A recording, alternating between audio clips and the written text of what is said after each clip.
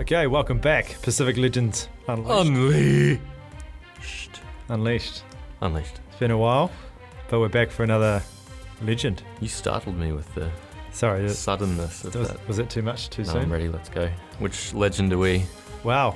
I don't know if you've heard of a guy called Edmund Hillary. Mm-hmm. Famous for being on the New Zealand $5 note. Yep. You probably know a lot about that, but not me. I was always too poor to ever have a $5 note. I don't really think about money as a teacher. I just have so much of it that it doesn't... Yeah, I was going to say, you probably haven't seen many fives because you deal in hundreds, don't you? Yeah, fat stacks. Ernest Rutherford's. Yeah.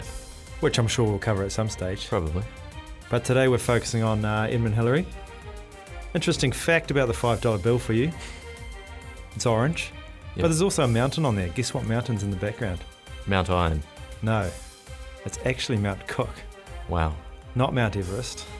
That Edmund Hillary's kind of more famous for, but... Yeah. He was pretty keen to get Mount Cook on there because it's, I guess it's more of a connection to New Zealand, isn't it? So it was his choice. Yeah, Did he design that note? Yeah, he said, let's make it orange. I want my face there. Get rid of the Queen. Yeah. Well, he did kind of have that sort of pull. Put a mountain on it. Yeah. Mount Cook, please. That's like when a girl called Megan once designed the 50-cent coin on Norfolk Island to commemorate something. What did that have on it? I don't know, but my design was better. It was... No, I had a Fletcher Christian? pine tree or something. Oh, a Norfolk pine? Yeah, it makes sense. Okay. So, yeah, that's pretty interesting, eh? The Norfolk stuff's not very interesting, but... Yeah, well, clearly. Sorry. But, yeah, Edmund Hillary did most of his training on Mount Cook. Wow, that's where he kind of... Cut his teeth. Yeah, got going. Yeah. But apart from being on the $5 bill, he's also done a lot of other stuff. Climbed some hills. He once drove a tractor. Yep. And a jet boat. Yeah. Did some jet boating once. Bit of overlap with our mates Scott and Amundsen. Yep. So we're going to explore and even unleash all those tales in the next few episodes, aren't we? Let's do it. The one thing I like about Ed is he had this great sense of humour, much like myself. Mm. But he wanted his biography to be called Battle Against Boredom. I like that because he's basically saying the reason I did all these adventures is I was bored. Yeah. And I guess our listeners know all about a battle against boredom because every time they try to get through one of our episodes... They're not listening by this point, they're asleep. It's a battle. Yep. I like him because he was quite tall, like myself. Yeah, okay. He's kind of a combination of the two of us. Yeah. I was going to say you like him because he was awkward like yourself, but... Yeah, graceful though. Great, yeah. Humble like yourself. Yep. Yeah. And a great mountain climber like yourself. Yeah, and had a brother called Rexford. Yes, strong. Much like myself. Yeah, brother Rex. Anyway, it's probably enough waffle for the start of the episode. What do you reckon? No, let's draw it out. Ed would be proud. Why don't you crack us up with some background? Yeah, I didn't want to start this episode by telling you when he was born. Please. I will get to that, but one thing that sort of struck me while I was reading about Ed's early life was the crazy range of jobs and just general life experiences that people from not that long ago seem to have. For example, one of the books I read was by a guy called Michael Gill, and he knew Hillary after climbing with him in the Himalayas in the early 60s. Yes. But it wasn't like a mission to find a new way up, an unclimbed ridge or anything like that. They weren't building a school. They were on a mission to definitively prove or disprove the existence of the Yeti. That's pretty normal, isn't it? At the time, that was pretty normal. Yeah. So, and the adventure was legitimate. This wasn't some crazy harebrained scheme. It was funded by the Lincoln Park Zoo in Chicago. Mm-hmm. And Hillary chose the Rawalling Valley as the starting point for the expedition because it was reputedly a Yeti stronghold. That's where the Yeti's based themselves, was it? A couple of Yeti villages. It was that valley was teeming with them, according to local reports. Yeah, I remember seeing some footage. It was just, they were like rabbits. Yeah. They're everywhere. It was like one of those ponds full of carp. Anyway, they ended up borrowing, towards the end of this mission, or they sort of rented a Yeti scalp from a monastery and sent it back to America for verification. But there was... Turns out it was a costume. No, they were confronted by a pretty startling reality, though. It's sort of a twist that no one ever saw coming. It was just part of a goat. Yeah. Yeah. Okay. But so... That's devastating. Yeah, and I mean, it's not like just anyone was going around hunting Yetis. That's not what the average life experience was for the average person. But then Ed Hillary's granddad was not anyone particularly exceptional. But here's a brief rundown of his life. Yes. Left Lancashire, moved to India. Found work curating collections of clockwork birds and animals for Maharajas.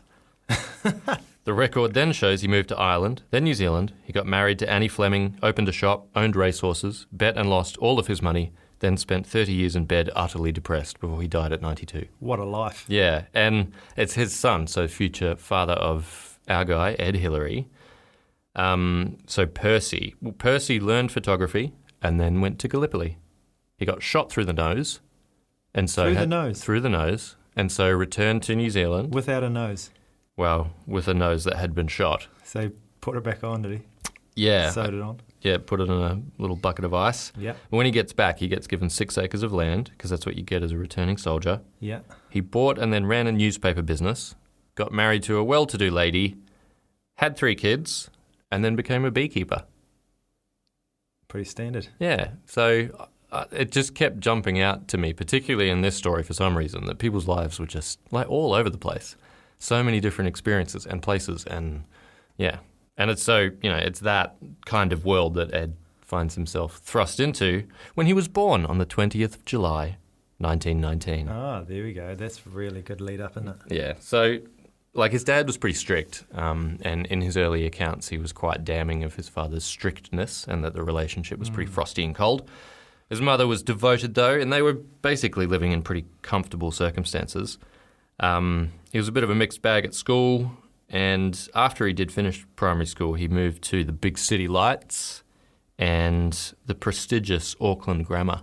Oh, Auckland Grammar, what a school. Fancy pants, yeah, founded by Governor George Grey. And he reports getting regularly beaten by his teachers, one of whom told him that his shoulders were the wrong shape.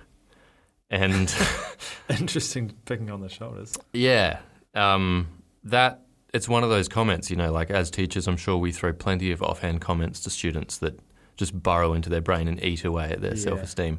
That was one that got Ed, because for his whole life, basically, he thought he was ugly and misshapen, and he lacked confidence and self-belief. And well, your shoulders are a big part of any kind of photo, isn't it? Yeah. He'll be trying to straighten them up. And yeah, if you're in a photo, generally your shoulders are also in the photo. Everyone's looking at your shoulders. Yeah. Not your face. No, not at all, especially not his ugly face. Yeah. Yeah. So he hangs out, Auckland Grammar. In his 3rd year, he just explodes physically. He was one of the shortest in his year group, and he ends up as being the outright tallest. Would you say he gets unleashed? Yeah, he unleashed his genetic potential. Yeah, his growth spurt was unleashed. Yeah, and as he grew, he got strong as well, and with that strength came a bit of confidence. Yeah. And he used to catch the train home on the weekends to work on the bee farm, and he'd carry... Mate. He'll show those bees who's boss. Yeah, absolutely. Beat the crap out of them. But he carried really heavy loads too around the farm, so he just sort of got stronger and stronger. How much do bees weigh?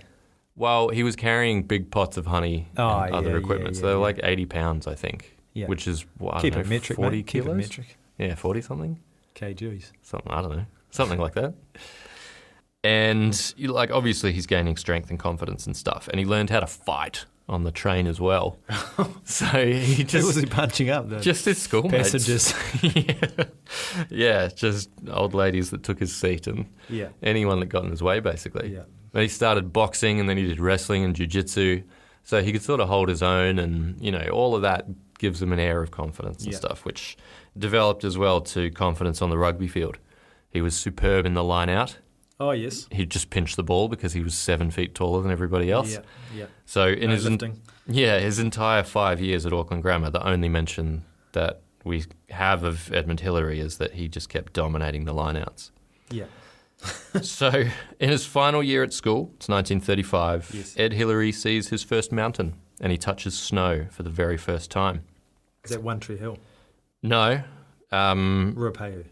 Very good, yeah. So after Ed and Rex have slaved away for their dad on the bee farm for $0, because he just didn't pay them, they sort of persuaded him, they begged him to pay for a 10-day school trip to Ruapehu, which had a few ski runs and an active volcano, bit of an exciting spot. I'm trying to do budgets for camp at the moment. How much were they charging for that trip? Well, back then it was about 7 cents. Yeah, I think. Oh, I wish I could run a camp off that. Yeah.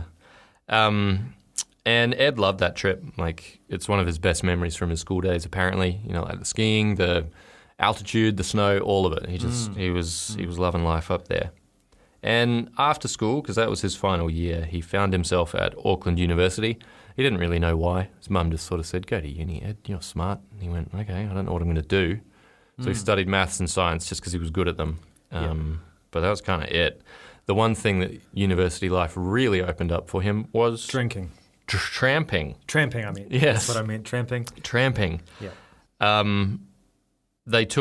This was the university tramping club, took regular hikes through forests and that part of the country. They're going through gorges, heaps of waterfalls, and it was a pretty good distraction too from his schoolwork because he wasn't enjoying it. Yes. Might have been too good of a distraction because he failed all of his classes 2 years in a row and then thought, bugger this, I'm out. So he drops out of uni and gets an office job. Back to the bee farm. No, office job. Until he goes back to the bee farm. I can't imagine he stayed at an office job for long. No, he worked there for 60 years until he died alone. Oh, yeah. Okay. Thank you for listening to Pacific Legends. No, that's not true. You're making that up. Yeah. So Ed and his brother Rex, they sort of drifted around for a little while, but then by the end of 1938, they found themselves hard at work. They're professional beekeepers by this point, experts in their field. And Ed reflected on that time saying that, it was a good life and it was open air and sunshine. It was hard physical work, but it was satisfying. Yeah. And in his 1975 autobiography, he recalls, "We accepted cheerfully that it was the right thing to do." And there he's talking about working 7 days, dusk till dawn, carrying heavy loads for their dad. And they just got stuck into it. So hard workers, the two of them. Mm-hmm. And this period is sort of marked by those things for Ed, rewarding hard work. There's a growing bond between Ed, Rex and Percy, their dad. And then they all joined a cult. Oh, dear. Yeah, it can happen. Usually, beekeeping's the gateway. Yeah, it's a problem. It's a slippery slope. So Dr. Herbert Sutcliffe, he's a former telegraph engineer, super fan of Sigmund Freud. Oh.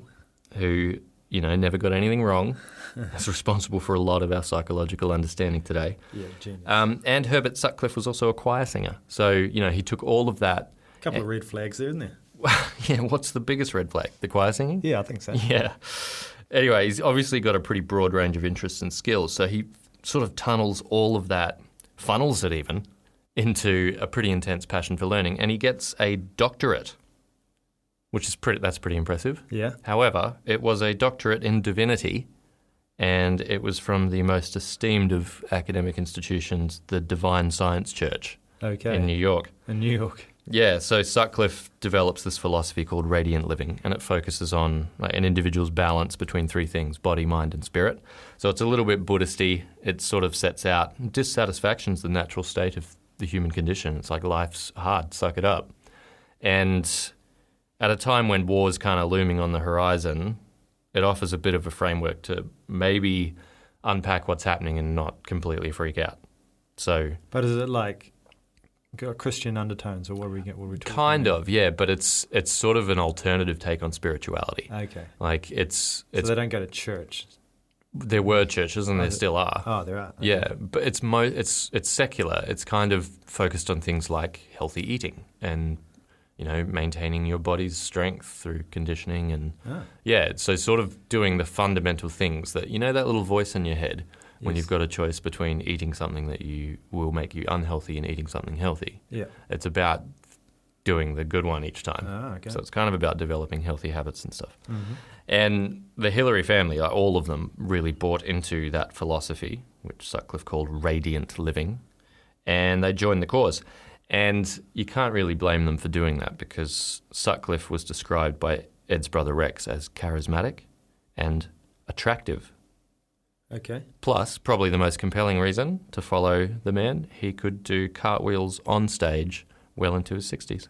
Oh. So this is the kind of person that Ed was drawn to. And I bet he had nice shoulders too, didn't he? Probably, yeah. I think Ed's inferiority complex was drawing him towards someone better than himself.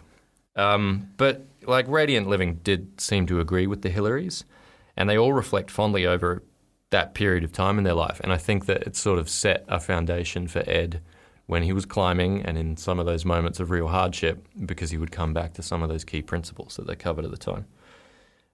Ed loved it so much that he went on a sort of a speaking tour. And Ed did? Yeah, he was doing public speaking engagements and ended up with a national live radio show where he was talking about radiant living and the benefits of it. Oh, there you go. Yeah. So, like, not only does it fuel him later in life, but he's demonstrated pretty well that he sucks at school. Yes. But he graduated from university with an average of 97.8% across his 6 classes after developing, his approach to radiant living. When I say university, though, he graduated from the School of Radiant Living. And of his 5 classes, one was called Psychocosmology and one was called Letters to Students. Yeah, those are some good marks regardless of the course. Let's just focus on the numbers, 97.8%. Yeah. So Cosmology, let's go. Yeah, psychocosmology. Oh, okay. So that's useful. I don't really know what conclusions to draw from all of this. Sounds radiant. It does, yeah. And it's like on Pacific Legends Unleashed, we like to acknowledge the intelligence of our audience. They're critical thinkers. Yep. So we don't want to tell them what to think of this sort of dumb hippie. I mean, they don't have time to think. They're battling against boredom right now. Yeah. So I guess the main point about radiant living, it sort of helped him and his family develop a sense of purpose. Mm-hmm. And speaking of purpose, Germany had kicked in Poland's front door with a fair bit of purpose on September 1st, 1939. Was there a man called Adolf involved? He was involved, yes. Okay. And New Zealand, in response to that man, called Adolf, asked nicely for volunteers. Yeah. If you want to sign up and stop the end of the world, please come along. I wonder what Radiant Living thinks about this. Yeah, well, very good question. Please tell me. The request from the government wasn't really successful, so they had to introduce conscription. So June of 1940, they send out a call. They're like, males between 21 and 40, you are up for the draft. And really, if you think back to our last episode, they probably shouldn't have bothered because Charles Upham was taking control. He was in Egypt at that point, so throwing grenades around. Yeah, the war was already as good as won. Don't worry about it. Don't worry about sending anyone else. I got this. Charlie's there. Hold my beer. Yeah, and so Ed was 20 at the time, so he was just under that age of conscription. And Rex, like I mentioned earlier, he was 15 months younger than Ed. But obviously time moved on. The war didn't end all that quickly, and they were conflicted. As a family, they were really conflicted about what to do. I mentioned that their dad had fought in World War I, and he came back in 1916 after copping a bullet through the front of his face. And he was in a state of total exhaustion, really, and anxiety and pretty crippling depression. And now we'd probably recognise that as post-traumatic stress disorder, or shell shock at the time. And he didn't really speak openly about his experiences. Not many people did. But he spent the rest of his life as without a nose. Yeah. But it's an oxymoron, but as an aggressive pacifist. Yes. And so he sort of spoke to his 2 sons about it, and he pulled from his own deep and horrible experiences, plus radiant living. And, those things combined sort of convinced Ed and Rex to be conscientious objectors during that Second World War. Okay. It was a pretty traumatic time, though. Obviously, lots of young people are heading off to war, and Ed has decided not to be part of that. But everyone's like, anyone that doesn't go to war is a coward. Yeah, pretty much. And so to get away from a bit of that, Ed asks his dad if he can have some time off over the Christmas holidays, so from 1939 to 40. And he heads off and climbs with an older friend, which for some reason sounds sinister, but there's no other information. Why did you say it like that? I just wanted to let it linger. Okay. Yeah, so him and his older friend... Not everyone's dodgy. headed into the area. That's how I describe you to people. Okay. Yeah. I do a podcast with an older friend. But they head off into the area surrounding Mount Cook. Oh. New Zealand's highest mountain. Yes. How high is it? 3769. Ba-boom. 3782. You might be correct. Oh. I found 3724. Oh, okay. In metres. A part of it fell off a few years back, so the top of it. 12,218 feet, if you will. Yep. So they head off into that area. They didn't really have any idea about what they wanted to achieve. They just wanted to be close to some big mountains. Yeah, nice. And Ed wrote about the experience in all 3 of his autobiographies, and he pretty much says the same thing every time. So here's a summary of his account. And this is significant because, like he said, it's on the $5 note. It's behind his handsome, rugged face. Yes. Mount Cook was sort of the mountain that made everything else possible. He said, We arrived in the early afternoon. It was a perfect day, and the great peaks seemed to tower over our heads. I looked on them with a growing feeling of excitement, the great walls, the hanging glaciers, and the avalanche-strewn slopes. Sitting in the lounge that evening, I felt restless and excited, and then the hum of voices hushed, and I looked up to see 2 young men coming into the room. They were fit and tanned. They had an unmistakable air of competence about them. I could hear a whisper going round the room. They've just climbed Mount Cook. And soon they were the centre of an admiring group with all the pretty girls flutting around like moths in the flame. I heard one of them say, "I was pretty tired when we got to the ice cap, but Harry was like a tiger and almost dragged me to the top." I retreated to a corner of the lounge, filled with an immense sense of futility at the dull and mundane nature of my existence. Here were chaps who were really getting some excitement out of life. Tomorrow I must climb something. My companion agreed to give it a try and suggested we take a guide. Fate was kind to us, and next morning was fine. We'd tackle Olivier, a small peak on the Sealy Range above the Hermitage. I climbed up the steep, narrow track with a feeling of freedom and exhilaration. We swam in the cold, clear water of the Sealy Lakes while our guide lit a fire and boiled a billy. 1,000 feet of snow stretched between us and the crest of the range. This was real mountaineering. We reached the crest of the ridge and looked over into a magnificent valley of great glaciers and fine peaks. In a few minutes I was climbing onto the summit of my first real mountain. I returned to the Hermitage after the happiest day I had ever spent. That's basically where Mueller Hut is. Yeah, which pops up quite a lot in those early days of Hillary wandering around. It is such a good view from there. Yeah. And just side fact, the toilets at Mueller Hut were full, so they banned walkers for the last month. They didn't clear them? Well, they have now, I think. Yeah, okay. Had you been up there? Yeah, I unloosed. Yeah. Anyway, that's a long piece of text to read out verbatim, but it's important because that was the moment that lit the fire for Ed Hillary, and that sort of became his consuming passion in life, was to climb. And I think those people that had climbed Mount Cook and came down, he just saw how amazing it was, and yeah. And I guess you got to understand that, unlike today, where people are always mountaineering and running up hills and mountain biking and all that stuff, outdoor recreation was pretty minor and hardly anyone did it. So yeah, for him to go and climb a mountain, it must have been the most exciting thing ever. Yeah, totally. He just loved it. It was like one of those things. It was just like the perfect fit for him. So yeah, fire's been lit, but fires have also been lit in Europe. Whole continent's pretty much aflame. Nice segue there. Segue. Yeah, very good. And by this point, both Ed and Rex have reached the age of conscription. So Ed writes to his mum in July of 1941 saying, "I was very pleased to hear that Rex has returned from Christchurch. He will be invaluable with the feeding of the bees." He's going to feed him to bees, I think. Oh, yeah? Yeah. "In regard to my coming home, when I'm called up, I will put in 2 objections to service.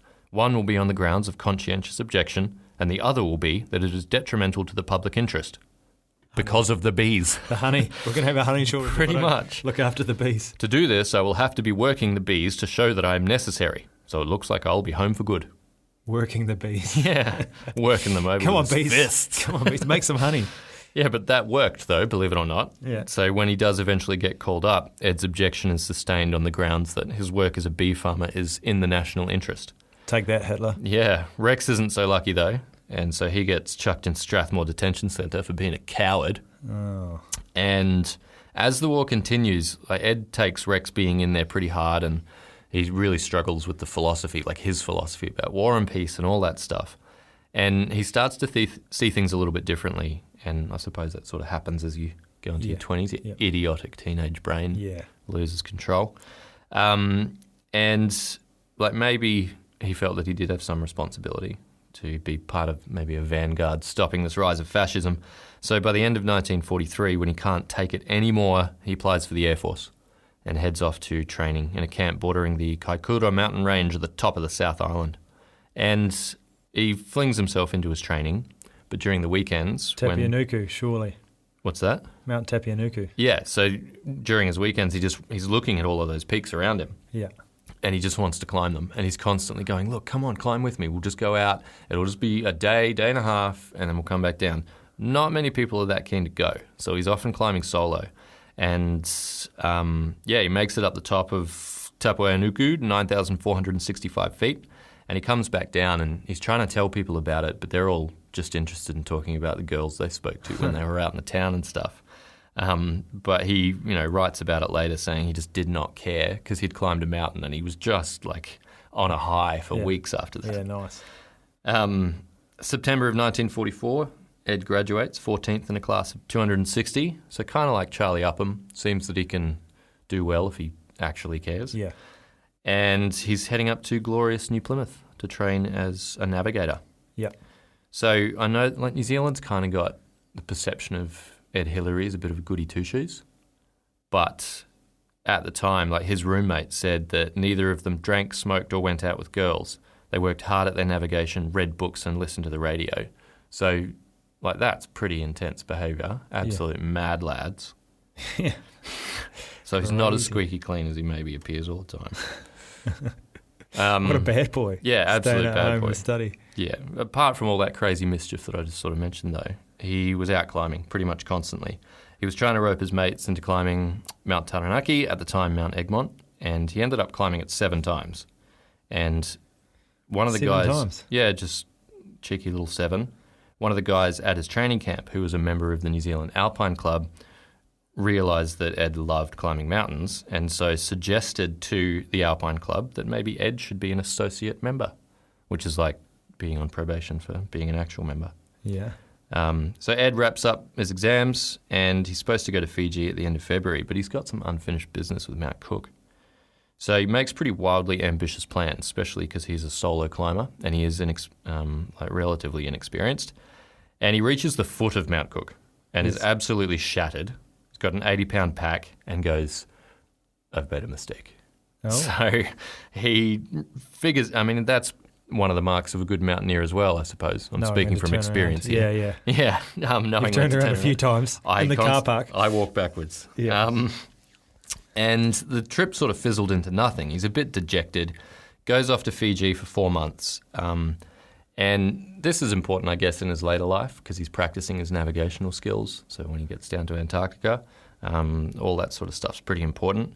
And he writes to his sister while he's over there. He's been reading Admiral Byrd's book called Alone, and he says to his sister June, I wouldn't mind a trip to the Antarctic, though I'd much prefer one to the Himalayas. And he asked if she could send him any books, writing that he was particularly interested in anything on New Zealand climbing, Nanga Parbat, K2 and Mawson. So he's hanging out in the Pacific, and Japan announces their unconditional surrender, 15th of August 1945, and at that time Ed is stationed at Halavo Bay in the Solomon Islands.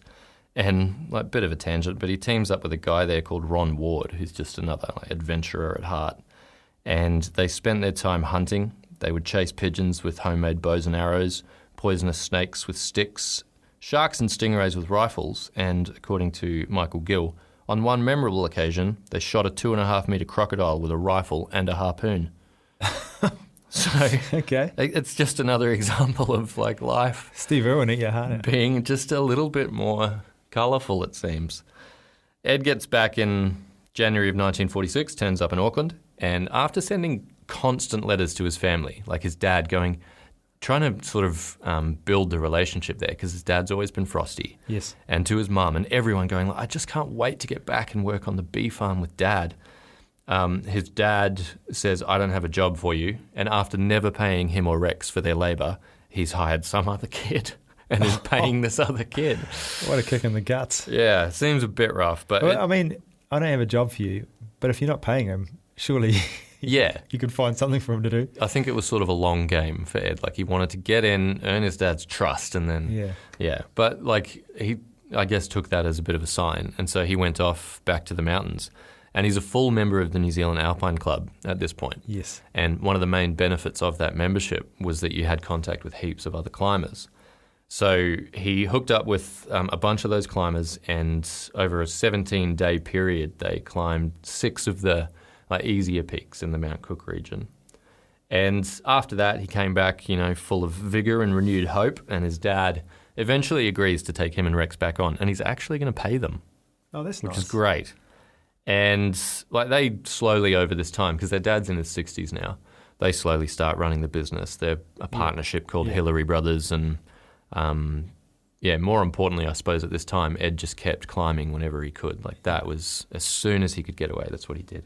So was Rex in prison that whole time during the war?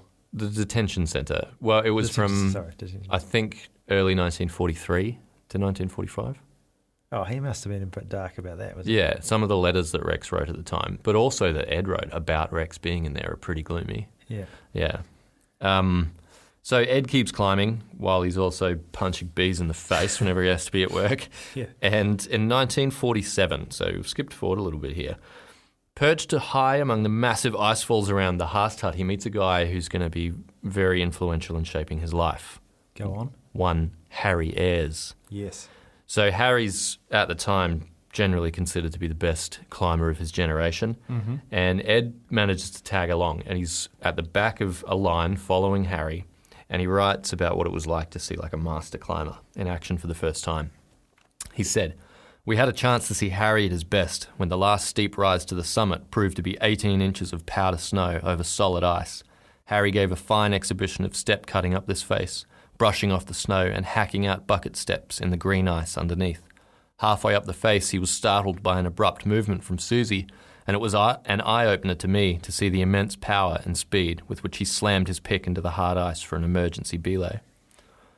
So Ed's like just watching everything, taking mental notes, going, right, this is how an expert does it. And a few days later, Harry, who had been working on a guide when Ed first sort of came across him, finds himself free.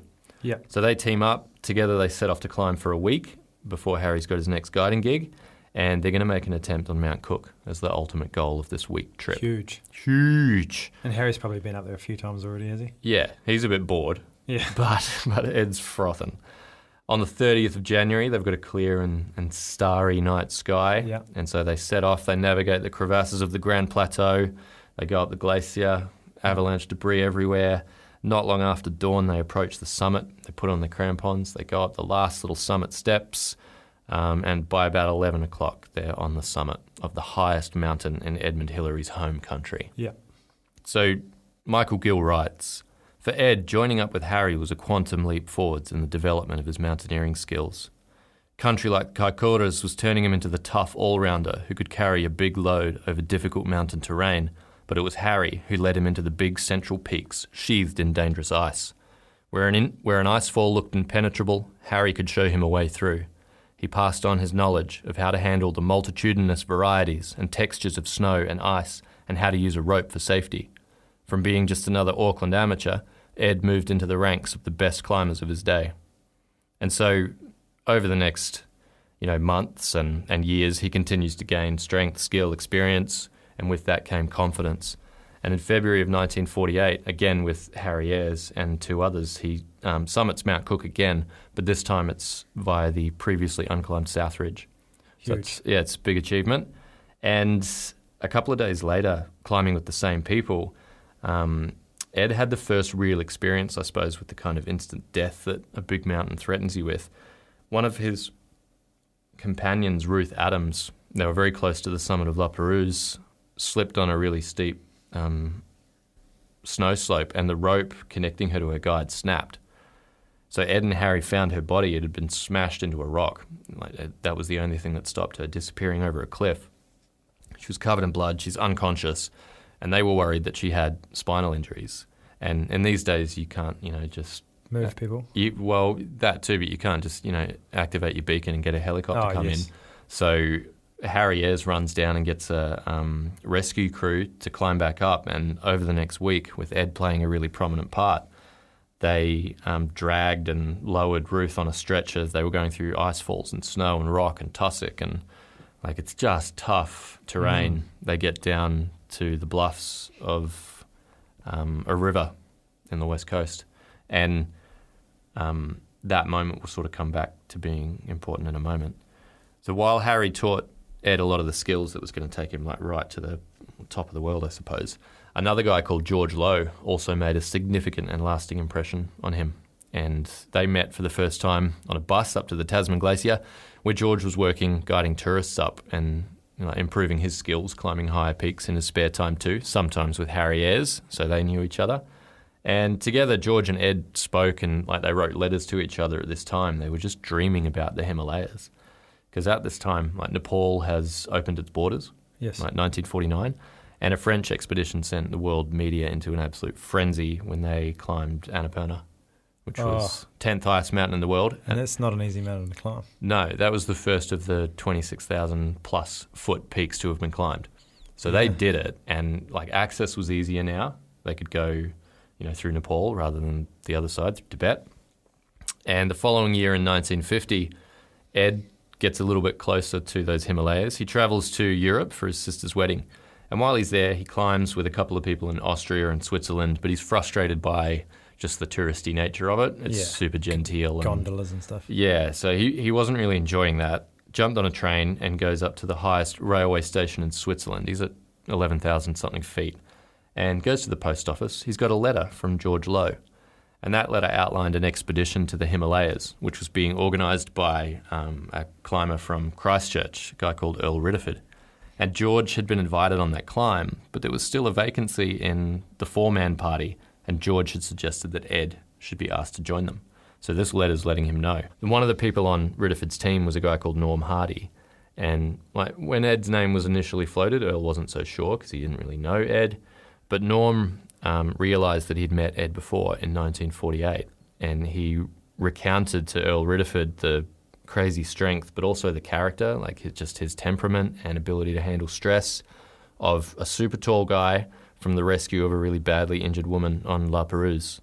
So it was that rescue played a pretty pivotal role in him getting the job, and that plus the recommendation from George Lowe, Ridderford was sold and Ed was on the team.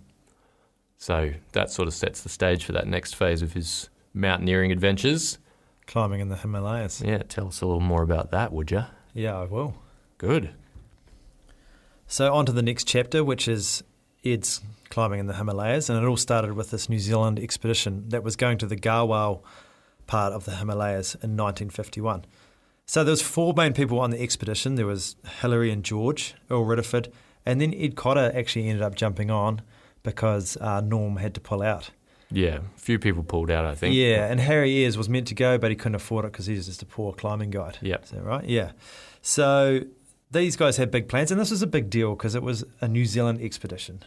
New Zealand's just this little country on the other side of the world, and suddenly they've got... I don't even know where it is. ...their actual expedition to the Himalayas, to this place where the highest mountains in the world are, and they're only just being conquered. So this is pretty awesome for New Zealand as a country. Yeah, it's massive. Yeah.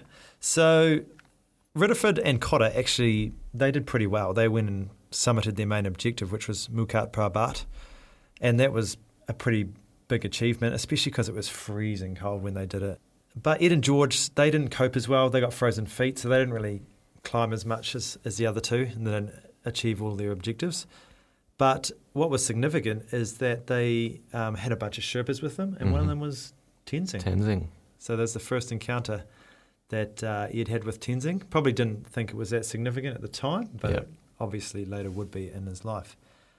But whilst they were on this expedition, they got sent a letter from Eric Shipton, who was a bit of a climbing guru, a British climbing guru, and he was doing a reconnaissance with the British team of Mount Everest.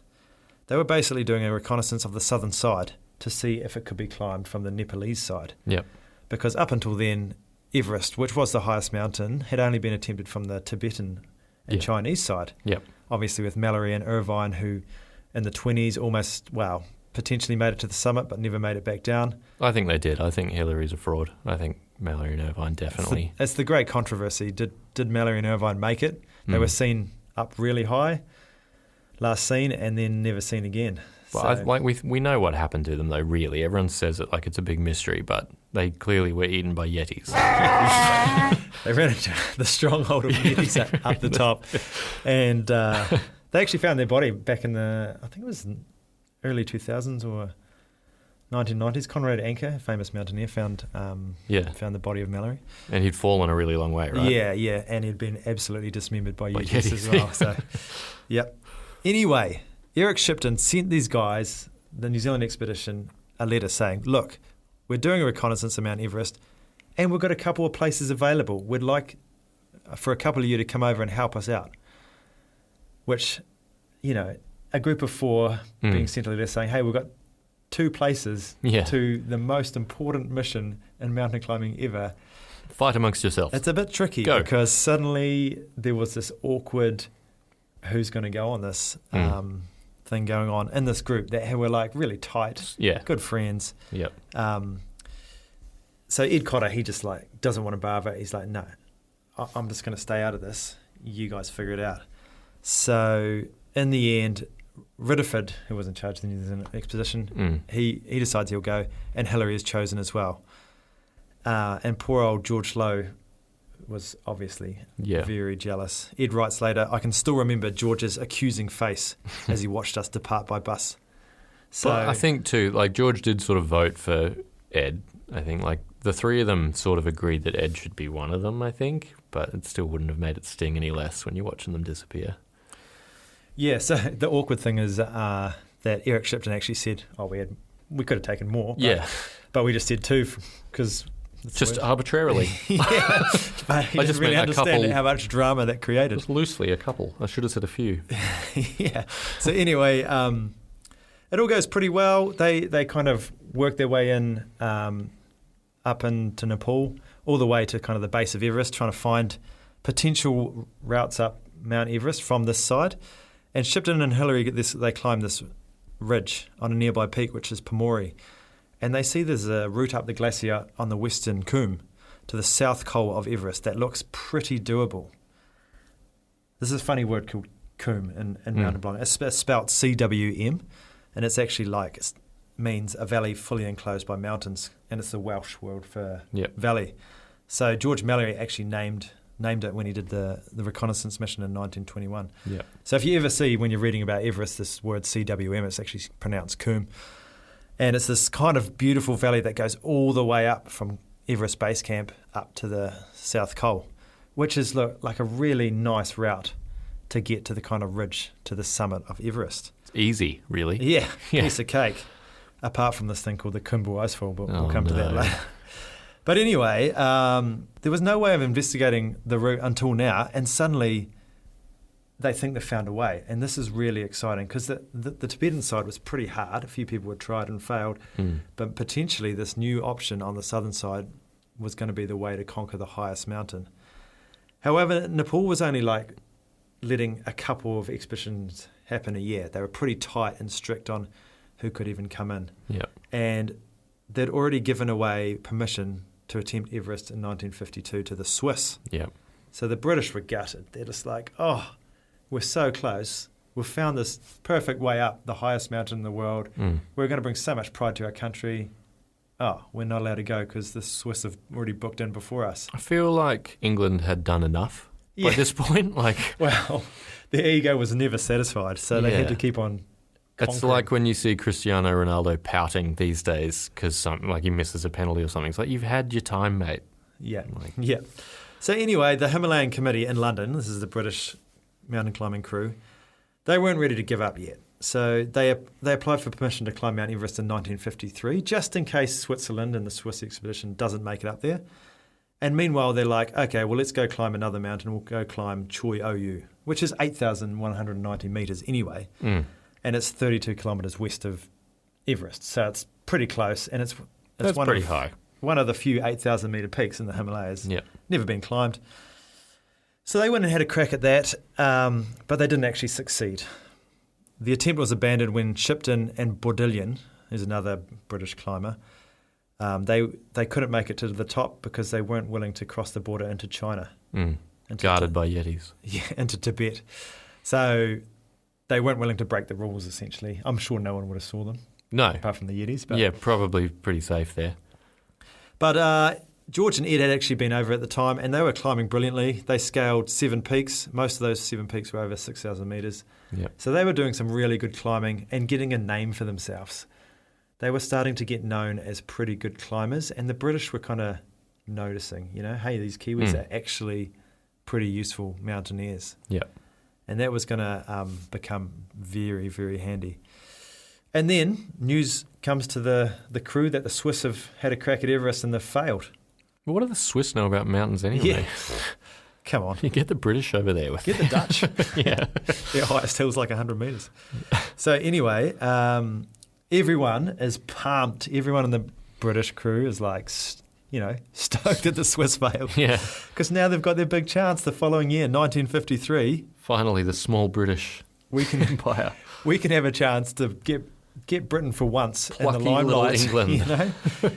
So that's good. exciting. That's good, yeah. So the Choi Oyu trip hadn't been a total success, but because George Lowe and Ed Hillary were climbing so well, they were confident that they'd shown enough to be picked for the 1953 expedition. They'd shown that they were good at altitude, they were shown that they're good in ice conditions, and they'd kind of like shown themselves to Eric Shipton, who was going to be the most important guy that was picking the team for this 1953 expedition. So they're back in New Zealand. They get this letter from Eric Shipton, and they open it, and they've been picked. And Only one of you can come. Actually, no. Who else has been picked? Harry Ayres. Oh, so 3 of them. The Holy Trinity. So, George, Ed, and Harry Ayres all picked to go and have a go at climbing the biggest mountain in the world. Yeah. As you could imagine, they were stoked. So up until now, the British had tried to climb Mount Everest 5 times after 8 expeditions, and they were desperate to make this work. So that's like the 20s, though, right? Like after those that's going all the way back. expeditions. So the 1953, they were kind of putting it all in. They were going all out because the French were booked in for 1954. If there's anything that's going to light a fire under the English. So they were really like, we need to make this happen, because if we don't do it, someone's going to do it in the following year, especially those filthy French. I'd rather not live in a world where the French were the first to the top of Everest. So Eric Shipton was kind of like, well, let's just do it. Let's keep it small, light provisions, and we'll just whip up there. But because the British were desperate to do it, they were like, no, we want a full-on assault. This has to be massive. We're just going to pump money into it to make it happen. And that was bad news for Eric Shipton, because the British decided to take horses. No, they decided that we need someone else for the job. We've got this guy. He's shown that he's got amazing leadership. He's a World War II veteran. We showed how good he was. John Hunt. Yep. Eric Shipton, you're out. See you, John mate. Hunt, you're in. Yep. Which was not good news for the Kiwis, because they'd built up a really tight relationship with Shipton. He knew them. He'd climbed with them, and he had told them they were in. Now they got the new guy that they don't know. Shipton didn't do that much organising. No. Just kind of, we'll figure it out. He was a bit laid back, and that's probably why he got replaced. Yeah. So Shipton kind of said, I will make sure that you're still on the team. And that was good news. And he kind of he told John Hunt. John Hunt said, yep, Hillary, George, you're in. Harry, sorry, mate, never heard of you, don't know you, you're out.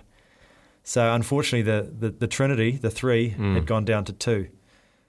But this was a big call from John Hunt, because obviously the whole team was in England, and here he's got a couple of guys on the other side of the world in New Zealand. But he's open to keeping them in purely based on their reputation. Yep.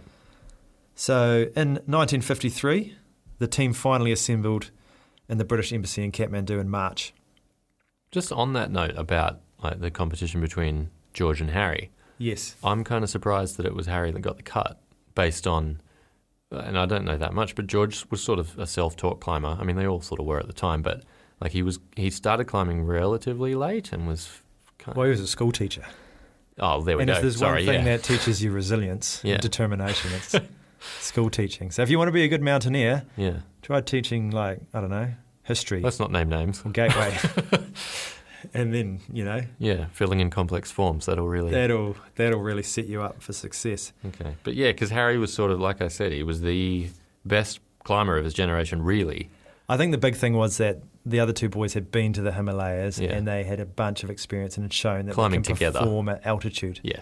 Whereas Harry had done a lot of his climbing in New Zealand in piddly little 3,000 metres. So he was just untested. Yeah.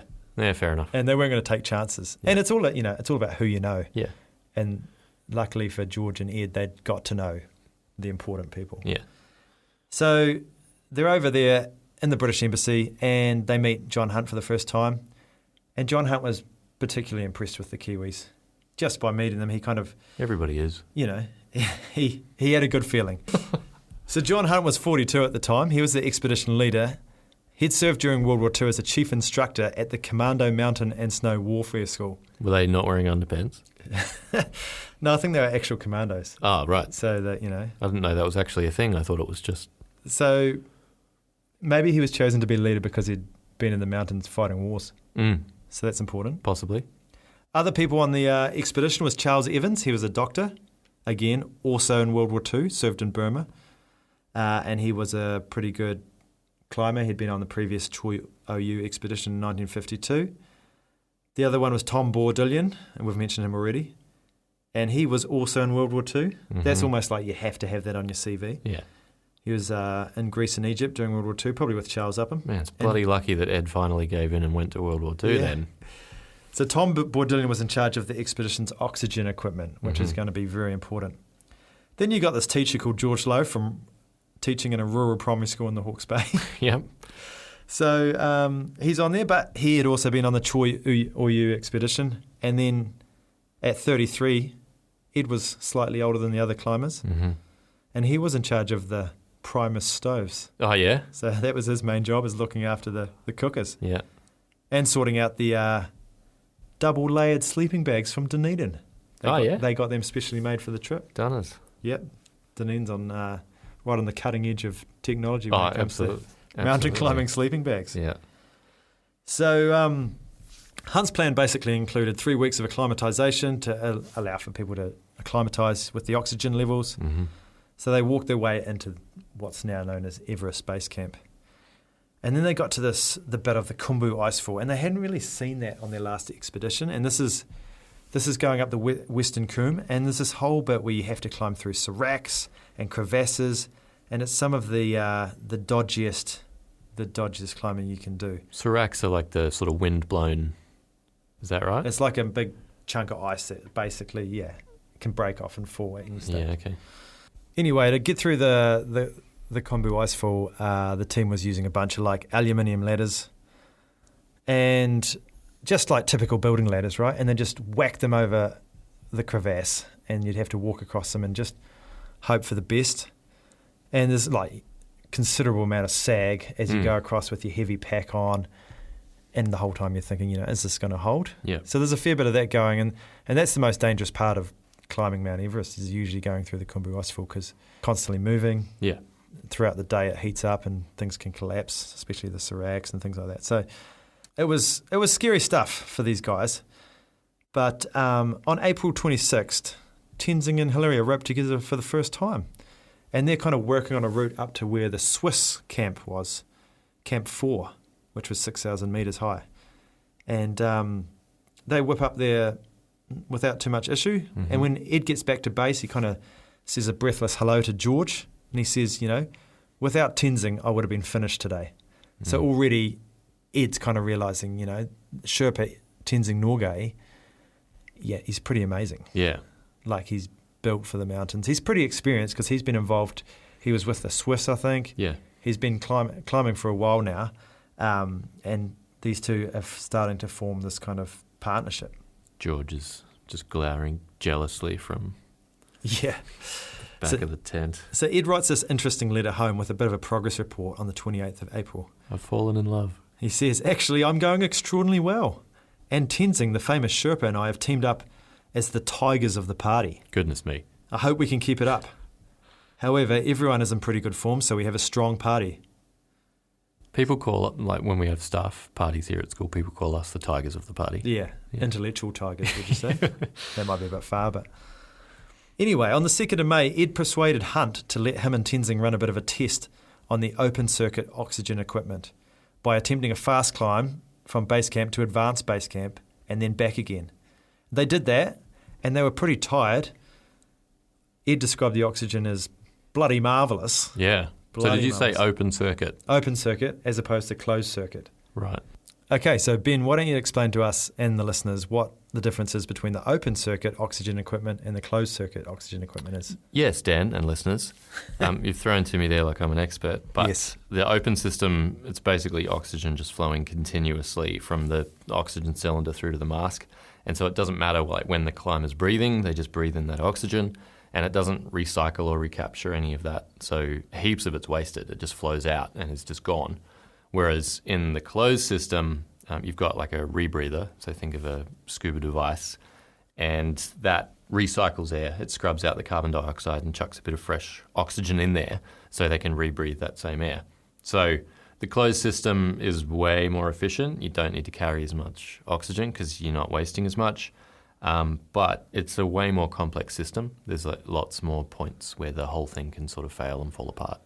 Yeah, and I guess you need to understand that this is real new technology at the time. It had never really been used for mountain climbing. Yeah, it sort of links to World War II with the fighter pilot masks. Yeah, so this team was basically experimenting with both. And in the end, Tenzing and Ed were working with the open circuit stuff, and Bodillion and Evans were working with the closed circuit. And that's going to be crucial later on. But anyway, these guys kind of tested the open circuit oxygen for the first time, and they smashed it up to advanced base camp. What, they broke it?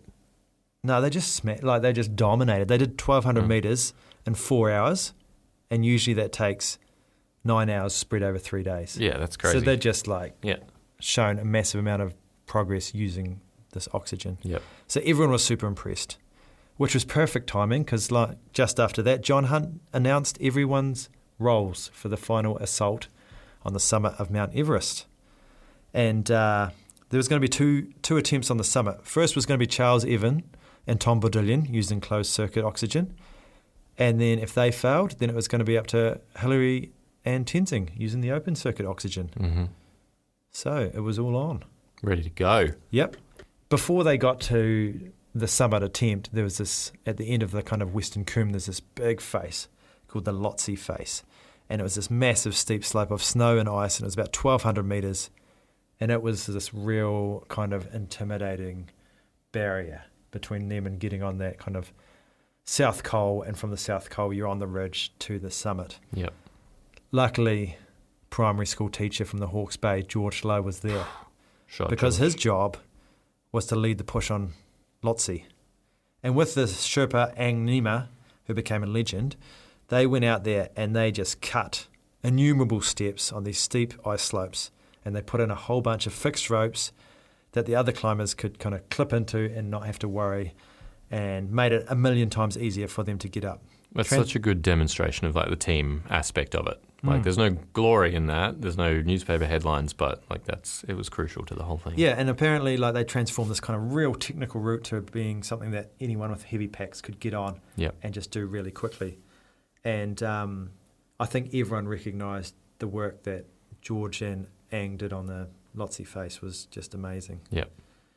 So basically, they were then able to get to the South Col, which is kind of the little saddle between Mount Everest and Lhotse, another 8,000-metre mountain right beside each other. But it's not a nice place. It's barren, icy, it's a little plateau, and there's no shelter, and the wind just rips through there. So that was where I think Tenzing called it the roar of 1,000 tigers or something. He loved tigers. Yeah. Everything was tiger related. And I mean, everyone climbing Everest, that's where you camp before you attempt the summit.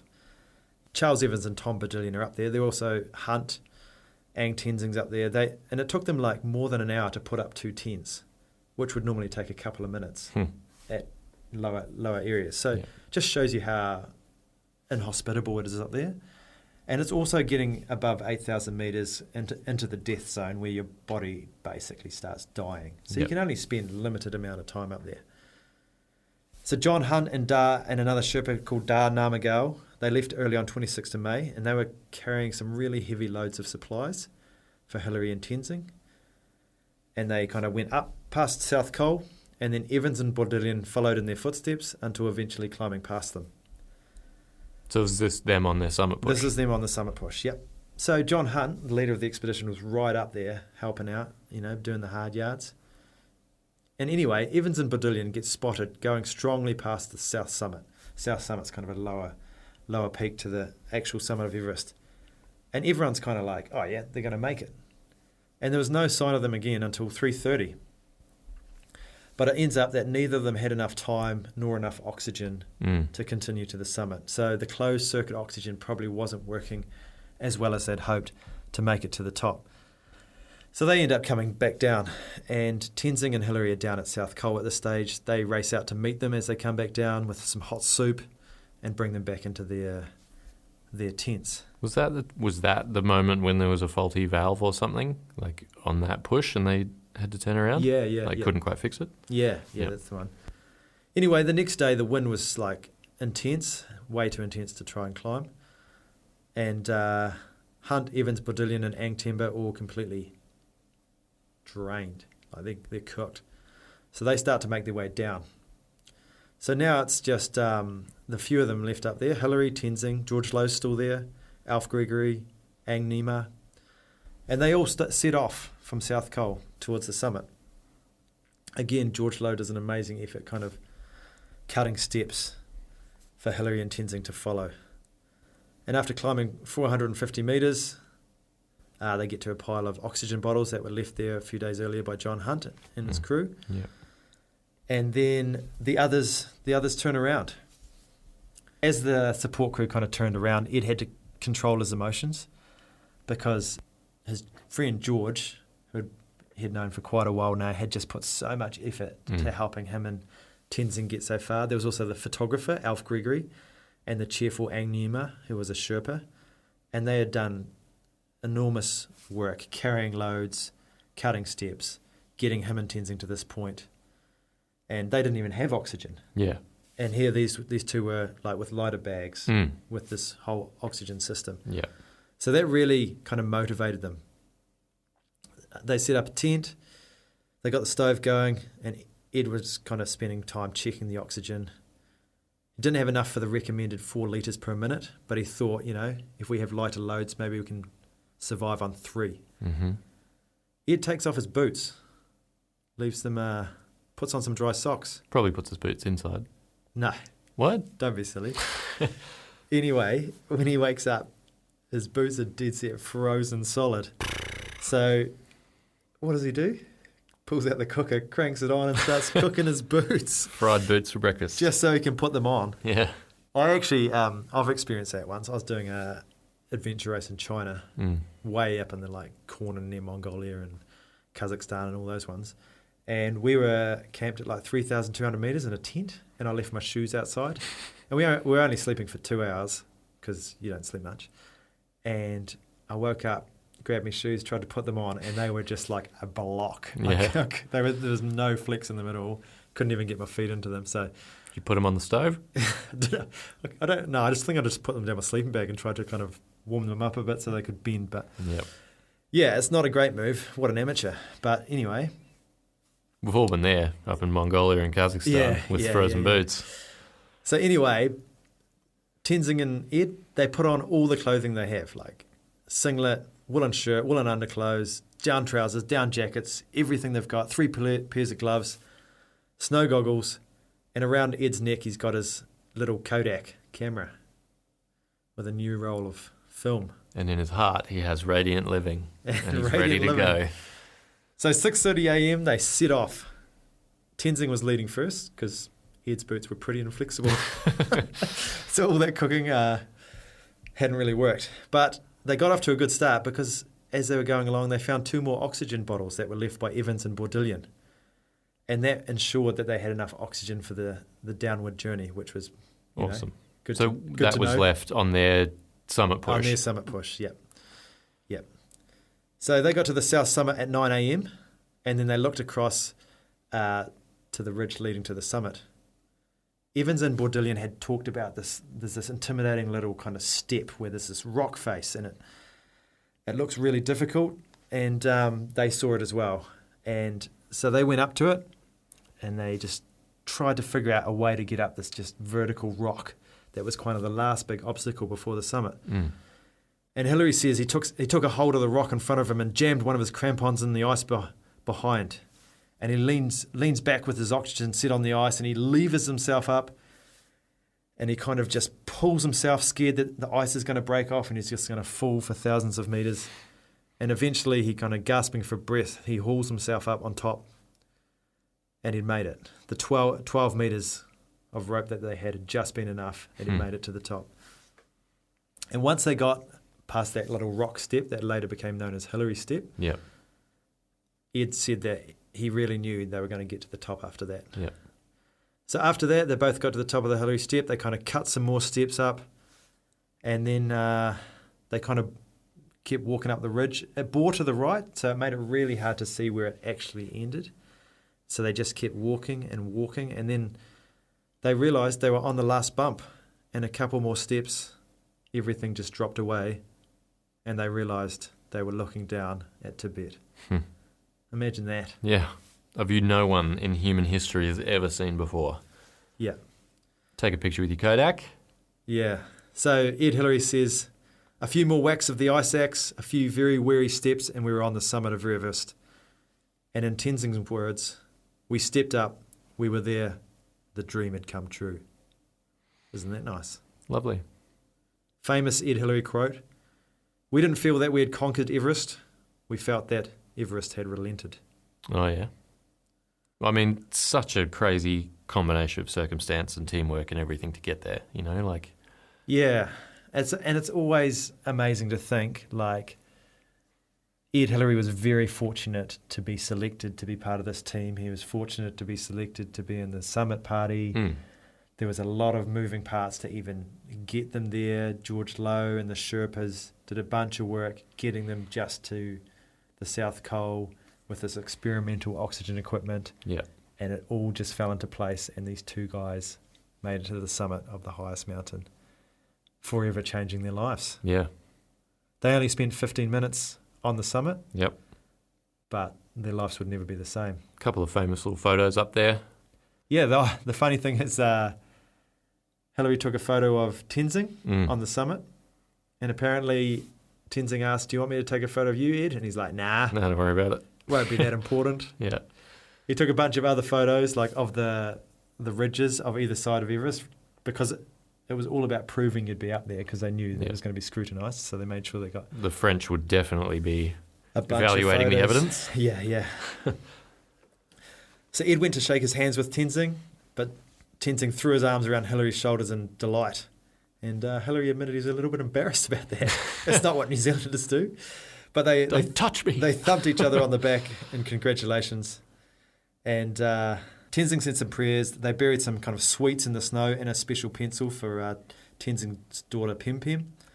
And Ed left up a cross that John Hunt had given him to put beside Tenzing's offerings. Ed picked up a couple of small rocks to take home, and then they turned around and they started heading down. Yeah. And that's probably where we're going to leave the first episode. It seems like a good point. Yeah. Because once he gets down from the mountain, spoiler alert, he gets down, his life is forever changed. And that's where we're going to be diving into in the next episode. You know who I would like to see in some sort of alternative history climb Everest? Who? Robert Falcon Scott. Oh, yes. I want to see how that guy would go. I feel like base camp, he'd look outside and be cold. He'd be like, oxygen, stupid, we'll just do it with pure attitude. Don't need oxygen when you got horses. Yeah, get the horses up Gallop there. to the top. Yeah, Right, so... I feel like we've unleashed enough. Pretty impressive, isn't it? Yeah. Ed Hillary.